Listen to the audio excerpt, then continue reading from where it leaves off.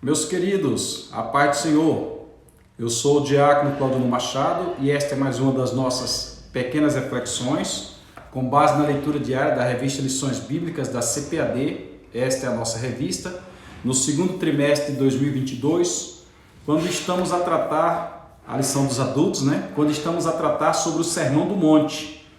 E confesso para os irmãos, os ensinamentos do Senhor Jesus Cristo, no início do seu ministério, lá em Mateus capítulos 5, 6 e 7, quando ele saiu do batismo na Judéia, subiu para Galileia, e lá ele realizou o Sermão do Monte, são palavras que todo o restante da Bíblia, a interpretação de tudo, o que disse Paulo, o que disse Pedro, o que disse Tiago, o que disse João, o que disse Judas, tudo no Novo Testamento, o que disse o escritor aos Hebreus, que particularmente eu acho que foi Paulo, tudo está resumido nas palavras do Senhor Jesus e não consegue alcançar a profundeza ou profundidade do que disse o Senhor Jesus no Sermão do Monte. E tem me admirado que nós estamos dia a dia vivendo, estamos dia a dia realizando obras, estamos dia a dia tomando decisões, e que estas nossas decisões, quando passam pelo crivo, estas nossas ações, quando passam pelo crivo do Sermão do Monte, é como se não servisse de nada, é como se fosse de palha, que passado pelo fogo não suporta. E eu confesso para vocês que depois de ler ou reler o assunto e meditar ao nível do que venho meditando agora nesse trimestre, eu tenho precisado me converter a cada instante. Não sei se alguém tem precisado por aí, mas eu tenho precisado. E estamos diante da lição de número 8, hoje é sexta-feira e a leitura de hoje ela é pesada. A leitura de hoje ela é direta, é sem meio termo, sem dar volta, como era próprio do Senhor Jesus, é na cara. Vamos ler hoje, sexta-feira, em Mateus capítulo 23, versículos 27 e 28. Mateus capítulo 23, versículos 27 e 28. É bom que você tenha uma Bíblia aí, é bom que você consiga acompanhar lendo, porque você vai entender que estas palavras estão escritas, e se está escrito para o nosso proveito, foi escrito, e nós temos que aprimorar a nossa vida. A epígrafe do texto de Mateus 28 diz bem assim: Jesus condena a hipocrisia. Olha o título da lição, sendo verdadeiros, lição 8, sendo verdadeiros. E a leitura de hoje, Jesus condena a hipocrisia. Acompanhe. Segunda-feira, abandone a hipocrisia. Terça-feira, falai a verdade. Quarta-feira, os lábios amistosos podem ocultar um coração mau. Nem sempre quem está elogiando está de boas intenções. Quinta-feira, quem anda nas trevas não pratica a verdade. Que foi ontem. E hoje, Jesus condena a hipocrisia. Amanhã falaremos sobre a sabedoria do alto não tem hipocrisia. Então veja que hipocrisia aparece na segunda-feira, aparece na sexta-feira e aparecerá amanhã. Então vamos lá, Jesus condena a hipocrisia. E antes de nós entrarmos aqui, o que será que vem a ser hipocrisia? Se você pegar um liquidificador, simbolicamente falando, e jogar dentro a falsidade, jogar dentro a mentira, jogar dentro a hipocrisia, quando você bater vai dar a mesma coisa. Hipocrisia é uma expressão que é muito utilizada no contexto da política. Dificilmente alguém chama outro de mentiroso, chama de hipócrita. O senhor é um hipócrita, Vossa Excelência é um hipócrita. Hipócrita nesse sentido, é como se ele estivesse falseando a realidade, ele estivesse maquiando a realidade.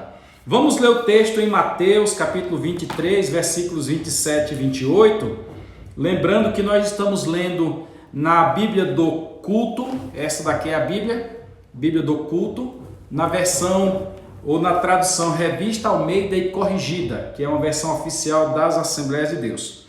Versículo 27 diz assim, direto ao ponto, desde o versículo de número 1 do capítulo 23 de Mateus, que Jesus está censurando os escribas e fariseus. Qual é o problema desses dois? Nos dias de Jesus existiam muitos grupos religiosos, partidos políticos religiosos, como existe hoje. O P não sei o que, P não sei o que, P não sei o que, P não sei o que, 11, 13, 22, 17, tal, etc. existia nos dias de Jesus também. Nos dias de Jesus existia os essênios, os zelotes, os herodianos, os fariseus, os publicanos, os saduceus. E este povo junto compunha o Sinédrio. As decisões do Sinédrio, que o Império Romano era o cabeça do Sinédrio, o Império Romano dominava sobre o povo, deixava o povo agir ali nas suas práticas, os seus cultos, etc., que era assim que eles interpretavam, mas o grosso da decisão era do Império Romano. E o Sinédrio tomava a sua decisão e levava para o pretor. A decisão do Sinédrio era levada para o pretor. É como se fosse uma junção do poder legislativo com o poder judiciário. Digamos que lá em Brasília, né? O Congresso Nacional e o Supremo Tribunal Federal, os dois juntos formariam o Sinédrio. E do outro lado estava o pretor, que é o poder executivo mandado diretamente por Roma, cujo pretor dominava, sobretudo no caso nos dias de Jesus, o Pôncio Pilatos. E esses grupos, essênios, zelotes, herodianos, cada um interpretava a Torá, o Antigo Testamento, da sua forma. Um cria na ressurreição, o outro não cria, e assim por diante. Uns eram bem meticulosos, pegavam a lei ao pé da letra, a exemplo dos fariseus. Outros já eram um pouco mais maleáveis, de forma que todos eles formavam o Sinédrio. E aqui, dois grupos estavam juntos tentando pegar Jesus numa falha. Quais grupos? O grupo dos fariseus e o grupo dos escribas. Os fariseus eram um partido político, assim como eram os herodianos, os saduceus e etc. Só que os escribas necessariamente não eram um partido político. Os escribas eram os intérpretes da lei, eram os doutores da lei, eram os que escreviam. Eles tinham a obrigação de escrever a lei, de passar para outro local. E de tanto escrever a lei, eles conheciam a lei quase toda. Muitos rabinos eram escribas. E estes escribas, se julgando doutores da lei, que eram justamente os que interpretavam as escolas teológicas de Shammai, de Hillel, eles traziam as interpretações. Nós temos um versículo que nós comentamos na lição da escola da semana passada, onde eles traziam o versículo e na sequência eles acrescentavam alguma coisa ao versículo. Deixa eu ver se eu acho aqui com facilidade para poder mostrar para vocês. Pronto, está lá em Mateus capítulo 5, versículo 38. Diz assim o versículo 38. Ouvistes o que foi dito? Ouvistes o que foi dito? Não é o que está escrito. Vistes o que está escrito? Não. Ouvistes o que foi dito. Ou seja, os escribas e outros doutores que tinham por ali interpretavam e traziam o ensinamento da forma deles. Então Jesus disse: ouvistes o que foi dito? Olho por olho e dente por dente? Ouvistes isso? Que foi na lição da semana passada. Aí o versículo 39, Jesus já faz sua interpretação e diz: eu, porém, vos digo que não resistais ao mal, mas se alguém te bater na face direita, oferece-lhe também a outra. Ou seja, Jesus trouxe uma outra interpretação. E é tão interessante isto que quando nós vamos para o final do Sermão do Monte, no capítulo 7 do Evangelho de Mateus, os últimos versículos do capítulo 7, eu vou ler aqui para vocês. O pessoal que acompanhava Jesus se admirou da sua doutrina, do seu ensinamento, da sua interpretação e aplicação da lei. Diz assim o versículo 28 de Mateus capítulo 7. E aconteceu que, concluindo Jesus o discurso começou no capítulo 5 e concluiu no capítulo 7. E aconteceu que, concluindo Jesus o discurso, a multidão se admirou da sua doutrina, do seu doutrinar, do seu ensinar. Então Jesus ensinava diferente. Aí o versículo 29 fecha: porquanto os ensinava como tendo autoridade, e não como os escribas. E não como os escribas. Então, de um lado nós temos aqui no capítulo 23 de Mateus os escribas, e do outro lado nós temos os fariseus, que era um grupo religioso, um grupo que se dizia religioso. Então vocês já perceberam que desde o início do ministério de Jesus, os escribas se tornaram arquirrivais de Jesus, Porque Jesus ensinava o mesmo texto da lei que eles ensinavam, só que Jesus ensinava como quem tinha autoridade, Jesus ensinava como quem conhecia o assunto. E eles não. Eles faziam sua interpretação e interpretavam segundo o seu bel prazer. O próprio texto bíblico vai dizer em outro local que eles entravam em casas de mulheres incautas e doutas e ali, sob o pretexto de longos sermões, quer dizer, utilizavam do conhecimento para se beneficiar de várias maneiras. Quando nós chegamos agora aqui no capítulo 23 de Mateus, Jesus vai aos escribas, os doutores da lei, e aos fariseus, esses que se julgavam os santos. Esses são aqueles que nas sinagogas iam orar e, ó Deus, ouve a minha oração porque eu não sou como este pecador. Eu entrego os meus dízimos, eu faço isso, eu dou esmola, eu ajudo, eu não sei o que, não sei o que, não sei o que. E tinham prazer em orar nas esquinas das ruas. Chegar bem na esquina e orava com toda aquela pompa para que todo mundo visse que ele estava orando e ostentar aquilo. Esses aí são os que Jesus agora chama a atenção aqui. Lá atrás Jesus já disse bem assim: qual deles é que está saindo justificado? Aquele que entrou, dobrou o joelho e pediu perdão a Deus e saiu, ou esse aí que estava com toda essa pompa aí, com toda essa roupa, não sei o quê? Aí Jesus disse: pois é aquele que pediu perdão, humilde, não este fariseu. Vamos ler aqui o texto que diz nos versículos 27 e 28 do Mateus 23. Ai de vós, ai gente, o ai quem disse aqui foi Jesus. E aqui, se você se julga um escriba, ou se você é um fariseu, presta atenção, porque se julgar escriba é achar que tem conhecimento. Você acha que tem conhecimento? Ou você se julga fariseu, você é mais santo que os outros? Né? As esmolas, a roupa, o cerimonialismo, tem que ser dessa forma, porque alguém faz um culto e você pergunta por quê? Aí ele faz igual o teólogo Chicó: não sei, só sei que foi assim. Tá, irmão, por que você entrega dízimo? Tá, irmão, por que você ora? Por que você fala em línguas estranhas? Não sei, só sei que foi. Por que você vem para a ceia do Senhor? Por que você prega o céu? É assim por diante. Por que você ora para que alguém seja curado de uma enfermidade? Você tem que saber. Então, há quem se julga ter conhecimento. Há quem se julga ter conhecimento. Esses são os escribas. Mas o texto diz bem claro: e há também os que julgam ter santidade. Não vamos entrar no mérito aí não, porque pode ser que alguém ache que eu estou falando com alguém aí. Ai de vós, quem disse o ai foi Jesus. Ai de vós, escribas e fariseus. Numa outra passagem bíblica é tratado sobre os falsos mestres e as falsas doutrinas. O escriba e o fariseu doutrinavam, mas não doutrinavam conforme a Bíblia.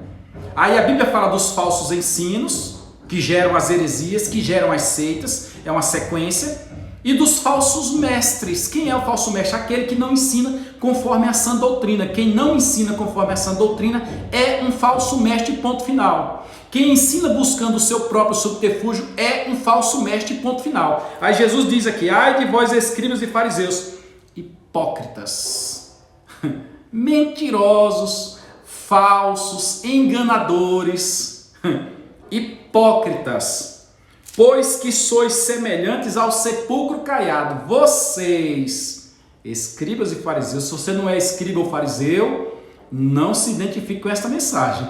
Mas se você é escriba ou fariseu, esta mensagem é para você.